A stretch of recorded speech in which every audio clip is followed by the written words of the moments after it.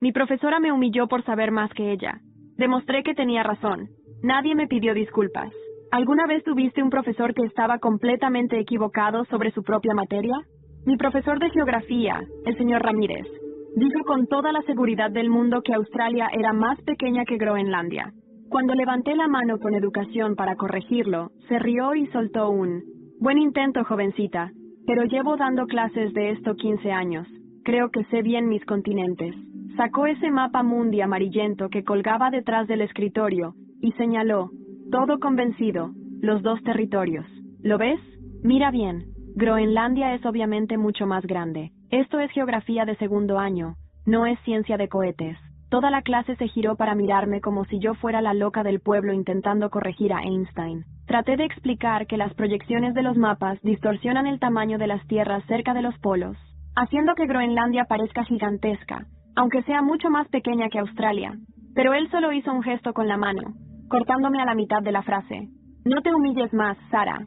Esto es geografía básica que cualquier persona mínimamente instruida debería saber. Durante la semana siguiente, a mí no se me sentía, fue soltando comentarios pasivo-agresivos en medio de las clases. Recuerden, chicos, hay gente por ahí que cree saber más que un profesor titulado. Y me miraba directo mientras lo decía. Mis compañeros empezaron a evitarme en el recreo, susurrando que yo era la chica que discutía con el profe sobre cosas obvias. Hasta mi mejor amiga, Emilia, me llevó aparte después de clase. Déjalo pasar, susurró. Todo el mundo sabe que Groenlandia es más grande. Te estás quemando. Pero yo no podía tragarme eso, porque sabía que tenía razón, y eso me estaba volviendo loca. Entonces llegó el examen de nuestro módulo de Geografía Mundial. Pasé tranquila por las preguntas sobre capitales, ríos y cordilleras, hasta que llegué a la pregunta 12. ¿Qué territorio es más grande? ¿Australia o Groenlandia? Justifica tu respuesta. Me quedé mirando esa pregunta por al menos 5 minutos, con el lápiz flotando en el aire. ¿Escribir la respuesta incorrecta y traicionar todo lo que sabía que era científicamente cierto? ¿O escribir la correcta y arriesgarme a reprobar? Mi promedio pasó por mi cabeza como un rayo. Necesitaba una A para seguir en el cuadro de honor. Respiré hondo y escribí. Australia es más grande. Australia tiene 7,7 millones de kilómetros cuadrados, mientras que Groenlandia tiene solo 2,2. La proyección de Mercator hace que Groenlandia parezca más grande de lo que realmente es. Al día siguiente, devolvió los exámenes, poniendo el mío bien arriba de la pila, con una X roja enorme y 5 puntos tachados con rabia sobre mi respuesta. Clase, esto es lo que pasa cuando no prestan atención en clase, anunció, agitando mi examen en el aire como si fuera prueba de mi estupidez. Hay alumnos que creen que pueden inventar hechos. 28 pares de ojos me miraron con una mezcla de lástima y vergüenza ajena. Quería desaparecer debajo del pupitre. La cara me ardía de la humillación, mientras algunos se reían por lo bajo. Esa tarde, fui directo al laboratorio de informática del colegio, impulsada por pura determinación. Pasé 2 horas investigando e imprimiendo artículos de fuentes confiables, 20 páginas de hechos fríos, duros y oficiales, con medidas y explicaciones científicas. Australia, 7.692.024 km². Groenlandia, 2.166.086 km². Ni se le acerca. A la mañana siguiente entré al aula 15 minutos antes del timbre. Entré en el aula 2B con el corazón golpeando como un tambor de guerra. Las luces del techo parpadeaban como si presintieran lo que estaba a punto de pasar. Nadie más había llegado todavía. Solo el olor a tiza, madera vieja y desinfectante barato me acompañaba mientras dejaba cuidadosamente la carpeta sobre la mesa del profesor Ramírez. No la puse encima del montón de libros ni la oculté entre papeles. La dejé ahí, en el centro, como quien deja una bomba sin temporizador. 20 páginas impresas con datos oficiales, gráficos y mapas corregidos. Todo extraído de fuentes académicas. El Instituto Geográfico Nacional, la Universidad de Salamanca, incluso un artículo de National Geographic España. Me senté en la última fila, de espaldas a la puerta, mirando el tablero vacío. Las palabras del profesor aún resonaban en mi mente. No te humilles más, Sara. Pero hoy, no era yo la que iba a pasar vergüenza. El primero en entrar fue Oscar, el típico chico que repite lo que dicen los adultos sin pensar demasiado. Me miró, levantó las cejas, pero no dijo nada. Después llegaron más. Lucía, Alba, Iván. Emilia fue la última. Me dirigió una mirada de esas que no son del todo odio, pero tampoco son amigas. Me recordaba a alguien que observa a una persona a punto de tropezar con una piedra que todos vieron menos ella. Entonces, entró él. Ramírez tenía esa manera de caminar como si la tarima le perteneciera. Ni miró la carpeta al principio. Colocó su mochila con parsimonia, sacó su botella de aluminio con el logo del Real Madrid y su cuaderno de notas. Solo cuando fue a buscar un bolígrafo, notó el sobre amarillo con mi letra. Lo abrió con expresión confundida, como quien recibe una carta de Hacienda inesperadamente. Sus ojos se movieron de un folio a otro, su ceño se fruncía con cada línea. ¿Qué es esto?, preguntó sin levantar la vista. Me levanté. Sentí que cada paso hasta su mesa era una declaración de guerra silenciosa. Fuentes académicas, datos. La verdad, profesor, todo eso que usted dijo que yo estaba inventando. ¿Crees que puedes ridiculizarme con recortes de Wikipedia? No hay una sola fuente no verificada ahí, repliqué, con voz firme. Usted dijo que enseñaba geografía desde hace 15 años. Yo solo necesito hechos. El aula se había vuelto un santuario del silencio. Nadie se atrevía ni a toser. El profesor Ramírez arrugó las hojas y las dejó a un lado como si fueran propaganda del buzón. Pero no las tiró. Eso me bastó. Volved a abrir los libros, que hoy hablaremos sobre América del Sur, dijo, tenso. Durante la clase, cada palabra suya parecía forzada. No mencionó la Groenlandia, ni la Australia, ni una sola vez. Pero yo lo vi. Vi cómo sus ojos volvían a los documentos, cómo pasaba la lengua por los labios cada vez que quería negar algo. Lo mejor vino al final. Alguien había grabado toda la escena. No supe quién, pero ese mismo día, el vídeo apareció en un grupo de WhatsApp de la clase. En él se oía mi voz, clara, tranquila. Se veía a Ramírez descartando documentos sin leerlos. Se oía a un compañero diciendo en voz baja, «Hostia, la Sara se lo ha cargado».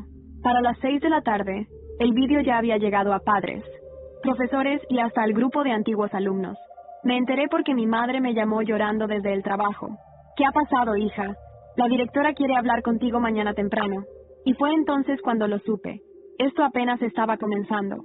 Cuando llegué al despacho de la directora al día siguiente, sentí que mis piernas eran columnas de mármol que apenas podían moverse.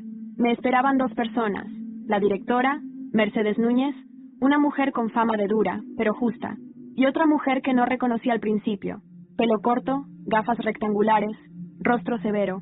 Me ofrecieron asiento, cerraron la puerta. «Sara, esto no es un interrogatorio, ¿vale?», empezó Mercedes con tono sereno. «Pero necesito que me cuentes exactamente qué ocurrió en clase con el profesor Ramírez». Me tomó por sorpresa. Esperaba una bronca, no compasión. Yo solo intenté corregir un error. Me humilló durante días.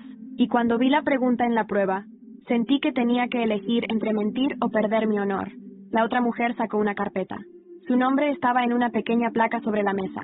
Elena Villar, coordinadora pedagógica del distrito. Oficialmente, el asunto había escalado. Hemos recibido el vídeo desde 3 fuentes diferentes. También un correo de tu madre solicitando una revisión de tu nota. Pero lo más importante, Sara, es que lo que has hecho es lo correcto, dijo Elena sin rodeos. El profesor Ramírez será apartado temporalmente mientras investigamos. Mis oídos zumbaban. ¿Cómo que apartado? A partir de hoy, otro profesor se hará cargo de la asignatura. También revisaremos todas tus evaluaciones. Y si se confirma lo que sospechamos, tu nota será modificada oficialmente.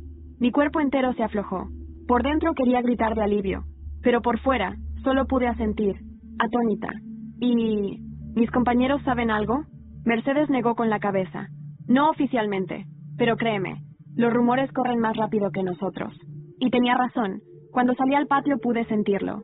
Las miradas, algunas de admiración, otras de incomodidad. Óscar me hizo un gesto desde lejos. Alba vino corriendo. ¿Es cierto? ¿Han suspendido a Ramírez?, me preguntó, con los ojos muy abiertos. No lo han suspendido, dije con voz medida. Lo están investigando. ¡Joder, tía! ¡Eso es histórico!, exclamó ella. Has hecho lo que nadie se atrevía. Pero no todos estaban igual de encantados.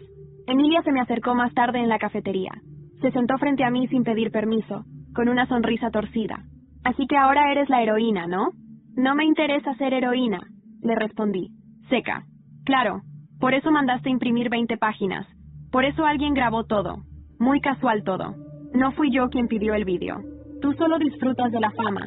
Pero te aviso, Sara, todo lo que sube. Se levantó sin terminar la frase. Su mirada era fuego disfrazado de hielo. Sabía que ella no soportaba no ser el centro. Habíamos sido amigas durante años, hasta que dejó de convenirle. Esa tarde, al llegar a casa, mi madre me abrazó con fuerza. Estoy tan orgullosa de ti, susurró. Lo que hiciste requiere coraje. Yo no hubiera tenido ese valor a tu edad. Estábamos cenando cuando sonó el móvil.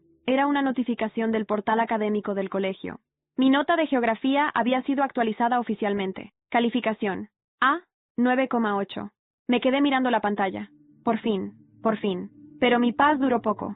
Al día siguiente, el colegio amaneció empapelado con fotocopias anónimas. En ellas, alguien había impreso una conversación falsa de WhatsApp, donde supuestamente yo decía que había editado los documentos para hundir a Ramírez. El papel tenía mi nombre, mi foto, y aunque era una manipulación burda, efectiva, empezaban a murmurar que todo había sido una venganza personal. Mi mundo volvió a temblar, y esta vez no bastaría con pruebas. Alguien estaba dispuesto a ensuciar mi nombre, y yo necesitaba saber quién. Nunca olvidaré el sonido del papel al ser arrancado del tablón de anuncios. Era como si cada hoja arrancada me robara una parte de la dignidad que acababa de recuperar. Las fotocopias estaban por todas partes: el pasillo del primer piso, la entrada del aula de música, incluso en la puerta del baño de chicas. Mi cara, mi nombre, y un montaje grotesco que sugería que yo había manipulado las pruebas para hacer quedar mal a Ramírez. El colegio parecía un tribunal sin juez. Algunos se reían en voz baja al pasar junto a mí. Otros solo me miraban con una mezcla de duda y decepción.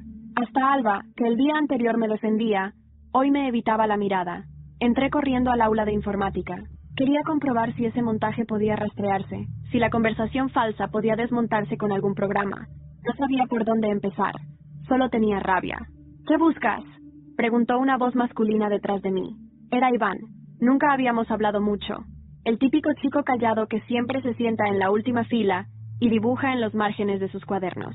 Quiero saber quién hizo esto, le respondí, sin levantar la vista del teclado. Me están difamando. Esto no es una broma. Él se acercó. Se agachó junto al ordenador. Esto está hecho con una app de falsificación de chats. Mira, dijo, tecleando rápido. Aquí está. Generador de conversaciones falsas de WhatsApp. Puedes poner el nombre que quieras, la foto que quieras, y escribir cualquier cosa. Lo miré, incrédula. ¿Cómo sabes tanto de esto? He visto a gente usarla para bromas pesadas, nunca para algo así, dijo serio. ¿Puedo ayudarte? Y por primera vez en días no me sentí sola.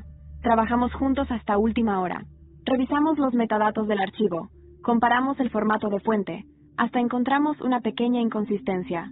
La hora de envío de uno de los mensajes estaba en formato americano, no europeo. Prueba suficiente para demostrar que era una falsificación. Llevé todo al despacho de Mercedes al día siguiente. Ella lo estudió en silencio. Al terminar, levantó la mirada. Gracias por esto, Sara. Lo tomaremos muy en serio. ¿Y van a investigar quién lo hizo? Por supuesto. Ya hemos pedido a nuestro técnico de informática que revise las impresoras. Cada copia impresa en la escuela deja una firma digital. Lo sabremos. Salí de ahí con un poco más de esperanza, pero no me imaginaba lo que estaba por descubrir esa misma tarde. Estaba buscando más referencias para la feria de ciencias cuando decidí pasar por el archivo viejo del colegio. Nadie iba allí. Estaba en el sótano, con olor a humedad y cajas polvorientas apiladas por décadas. Rebuscando entre papeles antiguos, me topé con un expediente sin nombre en la tapa. Lo abrí por curiosidad y me quedé de piedra. Era una denuncia, escrita a mano, de una alumna en 2009. Decía cosas como: el profesor Ramírez me grita frente a todos, hace comentarios sobre mi ropa. Me bajó la nota cuando lo enfrenté. Había más. Un testimonio firmado por una madre. Una carta de un exdocente que mencionaba actitudes de desprecio hacia ciertas alumnas. Todo sepultado en un cajón. Nadie hizo nada. Sentí una mezcla de asco, rabia y vértigo. Ramírez no solo me había humillado a mí, lo había hecho antes, varias veces. Y el sistema lo había protegido. Guardé copias de todo. Iba a sacar esa verdad a la luz. Pero al salir del archivo, me topé de frente con Emilia. ¿Qué haces aquí?, preguntó, con los brazos cruzados. Nada que te importe, dije, sujetando la carpeta. Estás jugando con fuego, Sara. No sabes lo que estás removiendo. Y tú no sabes cuánto me costó llegar hasta aquí. Le solté, con la voz temblando. Se quedó mirándome en silencio. Luego, se giró y se fue. Cuando llegué a casa, el móvil vibró. Un mensaje anónimo. Solo 3 palabras. Deja de buscar.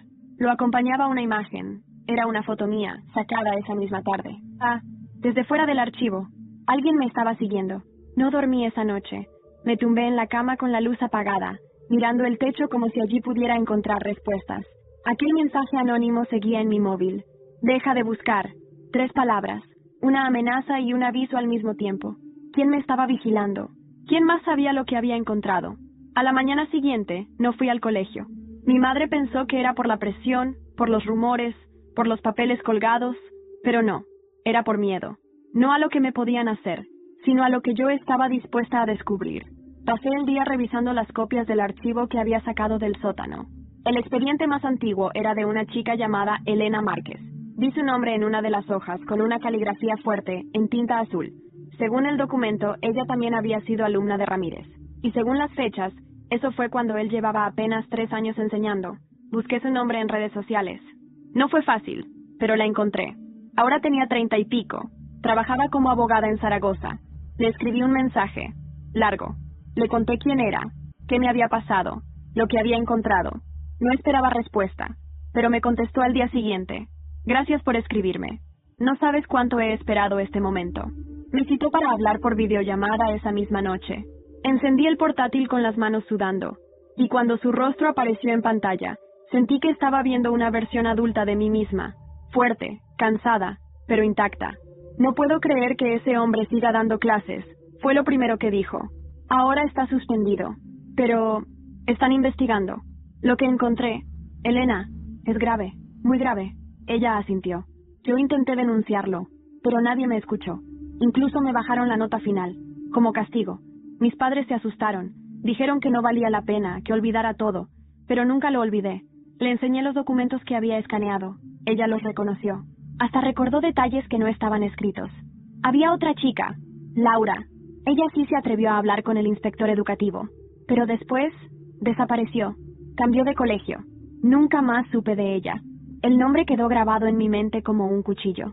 Laura. Otro eslabón perdido. Otra víctima. ¿Y si encontramos a más chicas como vosotras? Pregunté con un hilo de esperanza. Tienes que hacerlo, Sara. Esto ya no es solo tu historia, es la nuestra. Terminamos la llamada. Cerré el portátil. Me temblaban las manos. Por primera vez sentí que ya no era una adolescente peleando sola contra un profesor. Era parte de algo más grande, de algo que tenía raíces profundas. El lunes, volví al colegio. Había un silencio extraño en los pasillos. La tensión flotaba en el aire como una tormenta a punto de estallar. Cuando entré al aula, todos me miraron, algunos con respeto, otros con miedo.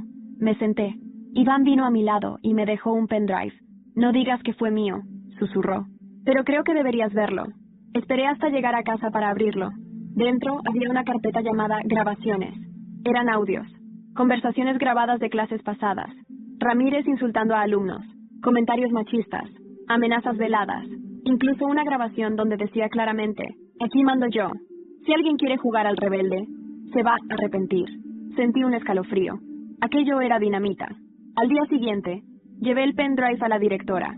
Mercedes me recibió en silencio. Escuchó todo, cada archivo, cada palabra. Cuando terminó, levantó la mirada. Por primera vez la vi temblar. Esto no se queda aquí. Sara, voy a convocar una reunión urgente con el consejo escolar. Y tú vas a estar presente. ¿Yo? Sí. Porque a partir de ahora, nadie va a silenciarte nunca más. Pero justo cuando pensé que lo tenía todo bajo control, ocurrió. Salí del despacho. Caminaba hacia la puerta cuando vi a Emilia, de espaldas, en un rincón del pasillo. Hablaba con alguien por teléfono. Me escondí tras una columna. Y entonces la escuché decir, ya hice lo que me pediste. Le mandé la foto. Pero si esto se sale de control, no me mezcles más. Su voz temblaba, pero lo dijo. Claro, frío. Emilia estaba involucrada, y no estaba sola. Después de escucharla, no pude moverme. Me quedé allí, agazapada detrás de esa columna, sintiendo el peso de todas las piezas encajando. Emilia, mi ex mejor amiga, la persona que había compartido conmigo secretos, fiestas de pijamas y lágrimas. Ella había estado detrás del mensaje, de la foto, de la amenaza. La oí colgar el móvil y caminar en dirección contraria. Esperé un minuto eterno antes de salir del escondite. Tenía que pensar. Actuar con la cabeza, no con el corazón. No podía confrontarla todavía, no sin pruebas sólidas. Esa noche, decidí hacer algo que hasta entonces me había dado miedo. Contar mi historia al mundo. No en forma de gritos ni de rabia, sino como un relato frío y estructurado, con fechas, nombres y hechos. Publiqué una entrada anónima en un blog educativo conocido por dar visibilidad a denuncias dentro del sistema. Titulé el texto, Cuando el aula se convierte en una trampa. No pasó ni un día para que se viralizara. Docentes de otras ciudades, exalumnos, incluso periodistas, Comenzaron a compartirlo, y entre los comentarios apareció uno que me dejó sin aliento. Lo viví en 2011, también con Ramírez. Nunca me creyeron. Esa frase fue como una chispa sobre un campo seco. A la mañana siguiente, la directora Mercedes me recibió con otro semblante. Ya no era una simple directora preocupada por un conflicto estudiantil. Parecía alguien que entendía que tenía una bomba de relojería entre manos. Sara, esto se ha vuelto muy serio. He recibido llamadas de 2 medios nacionales y una carta del sindicato docente pidiendo explicaciones. Pero más importante aún, 4 exalumnas se han presentado voluntariamente. Tienen testimonios sobre Ramírez. Todo encaja. Sentí un nudo en la garganta. ¿Y qué va a pasar? Vamos a presentar una denuncia formal al Ministerio de Educación. Ya no es solo un tema interno. Era lo que siempre había querido. Justicia. Verdad. Pero también miedo. Porque cuanto más alto subía, más enemigos generaba. Esa misma tarde, Iván me acompañó al archivo una vez más. Queríamos buscar registros académicos de años anteriores, para identificar a más posibles víctimas. Fue él quien notó que había una carpeta con el nombre tachado con rotulador negro. Y sí, empezó a decir, pero no terminó. La abrimos. Dentro había evaluaciones y notas de una alumna llamada Laura Domínguez, la misma Laura que Elena mencionó. Junto a sus documentos, una nota firmada por la antigua directora. Transferencia por motivos personales. No contactar. ¿No contactar? Repetí en voz baja. ¿Qué le hicieron? Iván me miró. Sara, esto ya no es solo tu historia. Esto es una red de silencio que lleva años funcionando. Tú la estás rompiendo. Me quedé en silencio, digiriendo el peso de sus palabras. Sí, ya no era solo una alumna buscando respeto. Estaba rompiendo algo mucho más grande. Y ahora sabía lo que debía hacer. Conseguí el número de Elena de nuevo y le pedí ayuda legal. Quería hacer una denuncia formal, no solo contra Ramírez, sino contra quienes lo protegieron. La antigua directora, los que archivaron las quejas. Quería limpiar ese sistema desde dentro.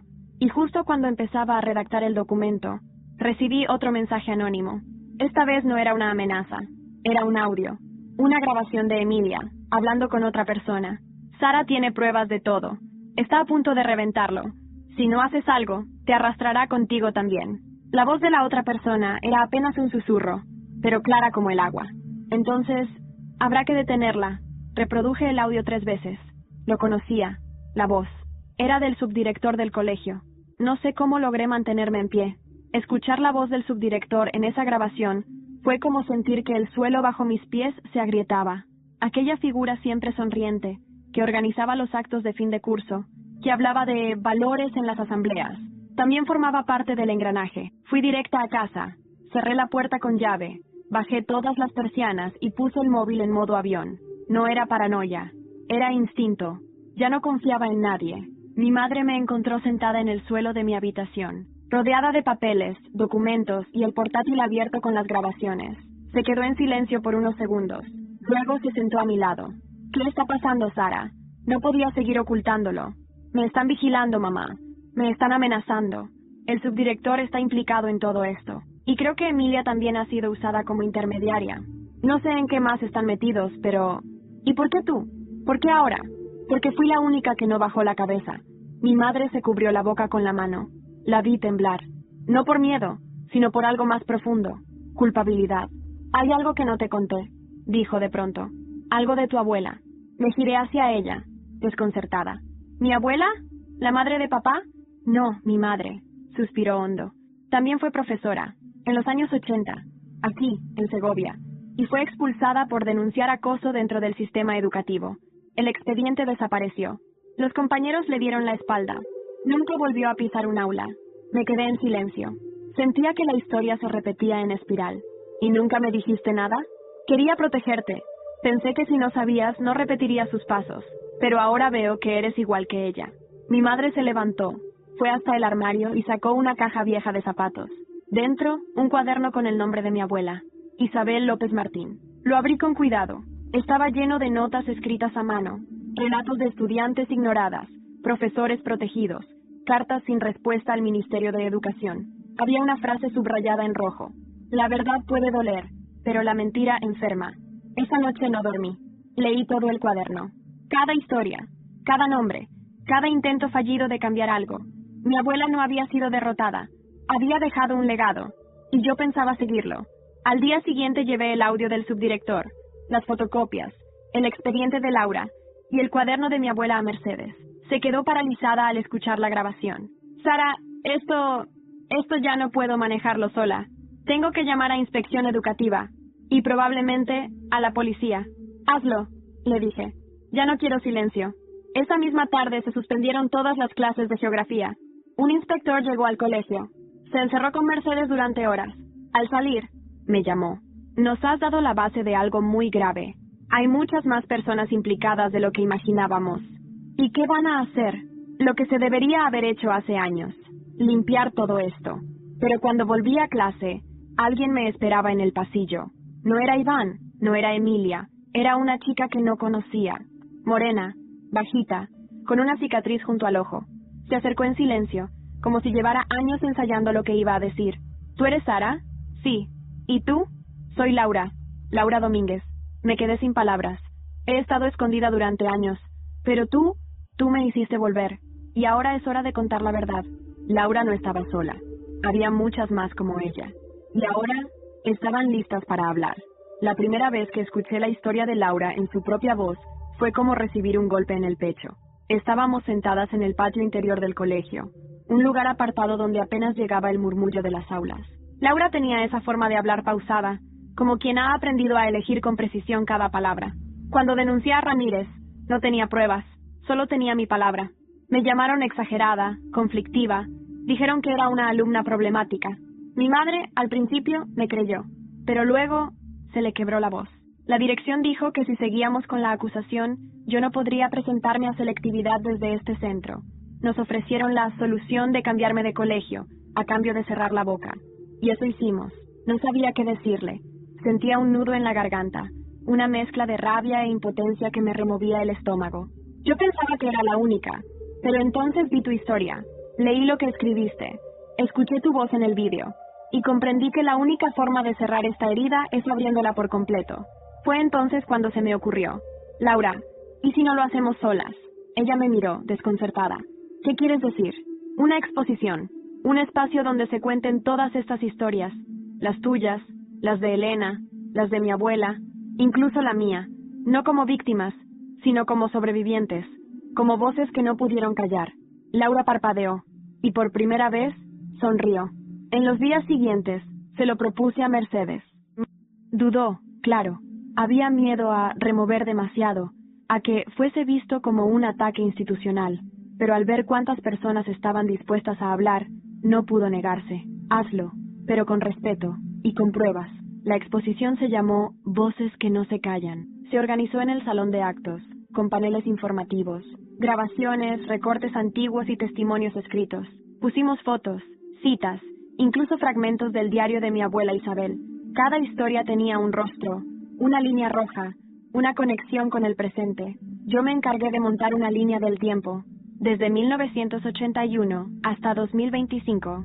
Año por año, se mostraba cómo el silencio se había ido acumulando como polvo en una biblioteca cerrada. Al final del recorrido, una pantalla proyectaba mi vídeo original, la confrontación con Ramírez, la prueba de que las cosas podían cambiar. El día de la inauguración, el salón estaba lleno. Alumnos, profesores, madres, padres, antiguos estudiantes, incluso periodistas locales. Elena vino desde Zaragoza. Se abrazó con Laura como si se conocieran desde siempre. Yo estaba allí, al frente, temblando, pero cuando tomé el micrófono, me sentí más fuerte que nunca. Durante años, se nos enseñó que hablar era peligroso, que la verdad debía ser suave, que si señalábamos un abuso, éramos exageradas. Hoy estamos aquí para decir que eso se acabó. Aplausos, lágrimas, silencio profundo, miradas limpias. Era como si el colegio entero respirara de nuevo después de años de asfixia. Pero la parte más inesperada llegó al final. Un hombre mayor, de unos 60 años, se acercó al micrófono, pelo gris, manos temblorosas. Soy Joaquín García. Fui director de este centro en 2009. Yo fui uno de los que eligió mirar hacia otro lado. Se hizo un silencio helado. Lo que hice estuvo mal. Lo que no hice estuvo peor. Solo quiero pedir perdón. A las alumnas, a sus familias, a todos los que cargaron solos con un dolor que era responsabilidad de todos. Sus palabras no borraron el daño, pero abrieron una herida para que al fin pudiera sanar. Cuando terminó el evento, Mercedes me tomó del brazo. Tienes que saber algo, Sara. Acabo de recibir una llamada del ministerio. Quieren abrir una investigación nacional sobre los casos de acoso encubiertos en centros educativos. Y han pedido tu nombre. Me quedé muda. Quieren que des tu testimonio en Madrid, en una audiencia oficial, como símbolo de lo que hiciste aquí. Y por primera vez en mucho tiempo, sentí que todo estaba cambiando. Pero no para todos. Al día siguiente, Emilia no apareció en clase. Me enteré por Alba que había sido suspendida temporalmente por su participación en la falsificación del mensaje. Pero eso no era lo peor. Mercedes me llamó a su despacho. Sara, han registrado la oficina del subdirector, y lo que encontraron podría cambiarlo todo. Entré al despacho de Mercedes con el corazón acelerado. El aire dentro parecía más denso que de costumbre. Estaba ella, junto al inspector del ministerio, y una mujer con traje azul marino que se presentó como abogada externa de la Consejería de Educación. Sara, siéntate, dijo Mercedes, con una seriedad que me atravesó. Me acomodé frente a ellos. Sobre la mesa había una carpeta marrón, de esas con cierre metálico. Intuía lo que contenía, pero nada me preparó para lo que vi cuando la abrieron. Fotografías, correos impresos, documentos oficiales con membretes falsificados. Durante el registro en el despacho del subdirector, encontramos evidencia de alteración de notas, destrucción de expedientes disciplinarios y, lo más grave, encubrimiento sistemático de denuncias durante los últimos 10 años, dijo la abogada. ¿Encubrimiento?, pregunté, aunque ya conocía la respuesta. Sí, incluyendo la denuncia de Laura Domínguez. Fue él quien manipuló su historial para justificar su expulsión, y él quien ordenó que se sellaran los archivos de tu abuela, añadió Mercedes, visiblemente afectada. También tenía acceso a las cámaras de vigilancia. Las usó para vigilarte. Sentí un escalofrío recorrerme el cuerpo. ¿Está detenido? Está bajo custodia. Será trasladado a Madrid esta misma noche. La noticia se extendió por el colegio como una llamarada. Nadie hablaba de otra cosa. Los rumores iban desde conspiraciones hasta teorías que involucraban a todo el consejo directivo. Pero yo ya no me dejaba llevar por la espuma superficial. Yo conocía las raíces. Esa misma tarde, se organizó una asamblea extraordinaria. El salón de actos volvió a llenarse, esta vez, para algo mucho más serio. Subí al escenario con la carpeta de pruebas en la mano. Miré al público. Padres, alumnos, profesores, incluso algunos periodistas locales estaban presentes. Quiero que sepan que esta no es solo mi historia. Empecé, con la voz firme. Es la historia de muchas personas silenciadas. Algunas están aquí, otras, ya no. Hubo un murmullo entre los asistentes. En primera fila, vi a Emilia. Había vuelto. Tenía los ojos hinchados como si no hubiera dormido en días. No me quitaba la vista de encima. Durante años, se nos hizo creer que no podíamos cuestionar, que si lo hacíamos, seríamos castigados. Hoy demostramos que no solo podemos, sino que debemos hacerlo. Y entonces, ocurrió algo que no esperaba. Emilia se levantó. Quiero decir algo, dijo en voz alta. Todos se giraron. El auditorio se congeló. Mercedes asintió. Emilia subió al escenario. Nos miramos. El pasado entre nosotras era espeso, viejo, doloroso. Yo fui parte del problema, dijo, con voz temblorosa. Fui manipulada. Me pidieron que vigilara a Sara, que le hiciera llegar un mensaje. Lo hice, porque tenía miedo, porque creí que así me protegería. Pero no hay justificación para lo que hice. Se giró hacia mí. Lo siento, Sara. De verdad, nunca debí ponerme en tu contra. No supe qué decir. Solo asentí. No era perdón lo que necesitaba en ese momento. Era cierre. Y Emilia, con sus palabras, me lo había dado. Después de la asamblea, me quedé sola en el salón vacío. Iván apareció minutos después, como siempre, sin hacer ruido. Vas a cambiar muchas cosas, me dijo. No lo hice sola. Me sonrió. Luego me entregó un sobre. Te llegó esto. Era una carta del Ministerio de Educación. Oficial. Firmada. Me invitaban a testificar en la Comisión Nacional de Prevención del Abuso Educativo. No como víctima, como portavoz. El corazón me dio un vuelco. Y hay más, añadió Iván. ¿Qué más? Elena Villar, la coordinadora pedagógica, recibió una llamada desde un archivo nacional en Salamanca. Alguien encontró más documentos, entre ellos una carta que tu abuela escribió antes de morir. Una carta que nunca llegó a su destino. Mis piernas se debilitaron. ¿Qué dice esa carta? No lo sabemos todavía, pero están dispuestos a entregártela en mano. Sentí que el pasado de mi familia, todo lo que había sido silenciado, estaba a punto de volver a mí. Y esta vez, yo iba a escucharlo todo. Viajé a Salamanca con mi madre un viernes por la tarde. El tren cortaba los campos dorados como una cuchilla silenciosa, y aunque el paisaje era sereno, mi pecho hervía de anticipación. Llevaba conmigo todo: las grabaciones, los documentos del archivo, las palabras de Laura, la confesión de Emilia, el diario de mi abuela, y ahora faltaba lo más importante, su última carta. Nos recibieron en el Archivo Histórico Educativo de Castilla y León, un edificio antiguo, de techos altos y pasillos que olían a papel húmedo y mármol. Una funcionaria amable nos guió hasta una pequeña sala de consulta, donde nos esperaba una caja gris etiquetada con el nombre de Isabel López Martín. Me temblaban las manos al abrirla. Dentro, cuidadosamente envuelta en papel de seda, estaba la carta. El sobre estaba amarillento, con el borde superior desgastado. No tenía remitente, solo un destinatario. Ministerio de Educación, Madrid. Atención. Comisión de Ética Educativa. La encontramos en una caja sin registrar, explicó la funcionaria. Parece que fue interceptada y nunca enviada. Tragué saliva. Rompí el sello. Desdoblé el papel. La letra de mi abuela era firme, clara, pero había algo en ella que transmitía urgencia.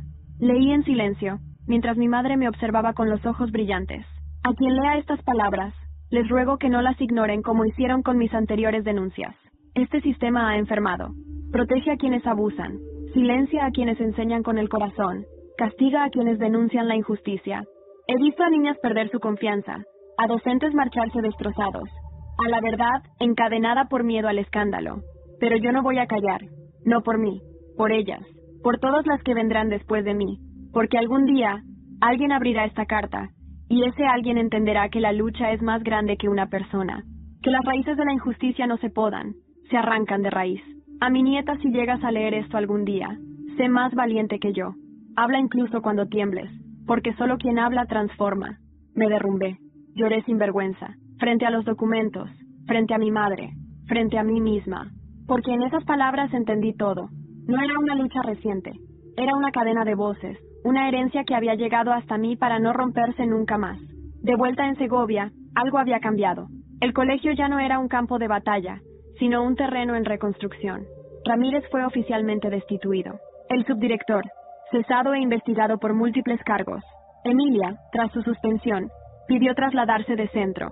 No nos volvimos a hablar, pero la última vez que cruzamos miradas, ya no había odio, solo vacío. Laura decidió quedarse en Segovia y fundar un grupo de apoyo para estudiantes silenciadas. Elena vino a dar una charla sobre derechos académicos, y Mercedes me ofreció algo que no supe si aceptar de inmediato. Quiero que seas representante estudiantil en el Consejo Pedagógico del centro. No como un premio, como una responsabilidad. Acepté. Durante las semanas siguientes me sentí transformada.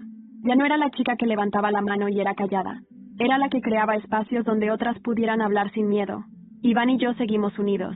Nunca nos definimos, nunca lo discutimos. Pero él estaba ahí, siempre.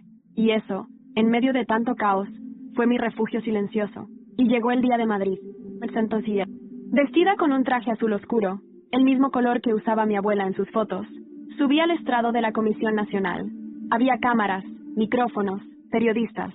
Pero no me tembló la voz. Mi nombre es Sara Martín López. Y no vengo a contar solo mi historia. Vengo a contar la historia que mi abuela dejó escrita para mí, que muchas callaron antes y que yo me niego a enterrar.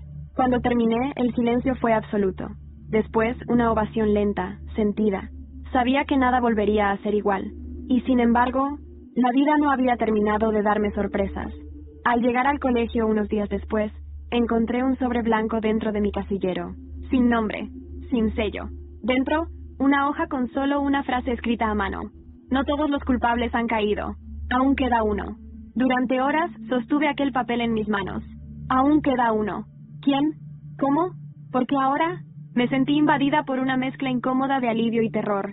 Lo habíamos logrado, ¿no? Se había hecho justicia. El monstruo había caído. Pero algo, o alguien, seguía en la sombra. Y eso me carcomía. Guardé la nota en mi diario. No se lo conté a nadie, ni siquiera a Iván.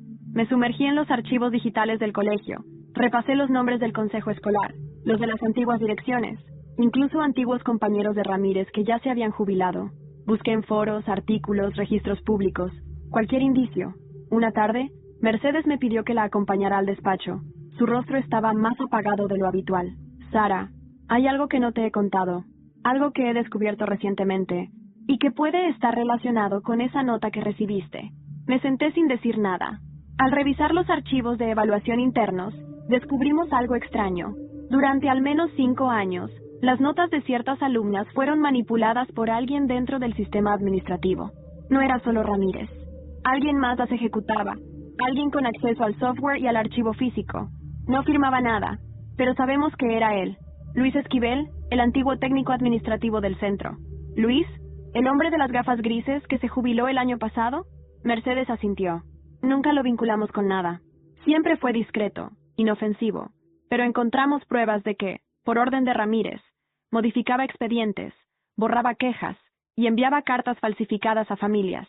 Era su mano invisible. Todo encajaba. La nota, el mensaje.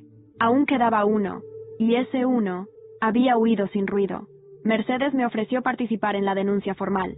Esta vez, con apoyo legal. Lo hice, porque si algo había aprendido, era que el silencio no cura, solo perpetúa. Y entonces, llegó el cierre. No perfecto, no limpio, pero cierre al fin. Luis fue localizado en Almería, gracias a una denuncia anónima. Fue llamado a declarar. Negó todo, al principio, pero cuando se le presentaron los registros, los testimonios y los documentos borrados que habían sido recuperados, no pudo más. Confesó, no solo lo que había hecho, también lo que había visto. Confirmó que había al menos otros 3 centros en Castilla con prácticas similares. Y lo más devastador, sabía del caso de mi abuela. Había sido él quien interceptó su carta en 1987. Lo detuvieron por falsificación de documentos públicos, encubrimiento y colaboración en abuso institucional. Lo último que supe de él fue que había pactado un acuerdo judicial para evitar prisión, a cambio de colaborar en una auditoría nacional sobre encubrimientos escolares. Yo seguí. Testifiqué 2 veces más en Madrid. Fui entrevistada en radios. Escribí un ensayo corto sobre el legado de mi abuela. Fue publicado en una revista educativa. Me escribieron chicas de toda España. Me llamaban la que rompió el silencio. Pero yo sabía que no estaba sola. Nunca lo estuve. Y ahora, con el paso del tiempo, puedo decirlo. ¿Qué fue de todos nosotros? Ramírez, el profesor arrogante, fue inhabilitado de por vida para ejercer. Vive retirado en un pueblo sin nombre. Nadie quiere entrevistarlo. Nadie quiere recordarlo. El subdirector, tras el juicio, fue destituido sin derecho a pensión. Su carrera terminó marcada. Se negó a hablar en su defensa. Solo pidió que no mencionaran a su familia. Luis Esquivel vive en control judicial. No puede acercarse a ningún centro educativo. Su declaración permitió abrir 23 investigaciones en todo el país. Emilia se fue a vivir con su tía en Málaga. Me escribió una carta, larga, dolorosa, diciendo que había empezado terapia, que aún se odiaba por todo, que me admiraba por seguir.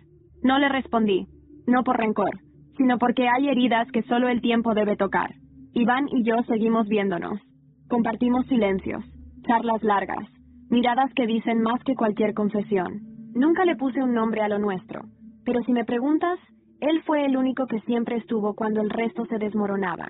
Laura fundó una organización que brinda apoyo psicológico y legal a estudiantes. Elena se unió como asesora.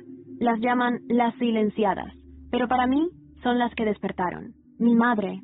Ahora lleva colgado en la pared el retrato de mi abuela. Al lado, enmarcado, mi carta de reconocimiento del ministerio. Dice que ahora entiende que las mujeres de nuestra familia no nacieron para callar. Y yo, me llamo Sara Martín López. Tengo 18 años. Y aún tiemblo al hablar. Pero eso no me detiene. Porque aprendí que incluso la verdad más pequeña tiene eco. Y el mío aún está resonando.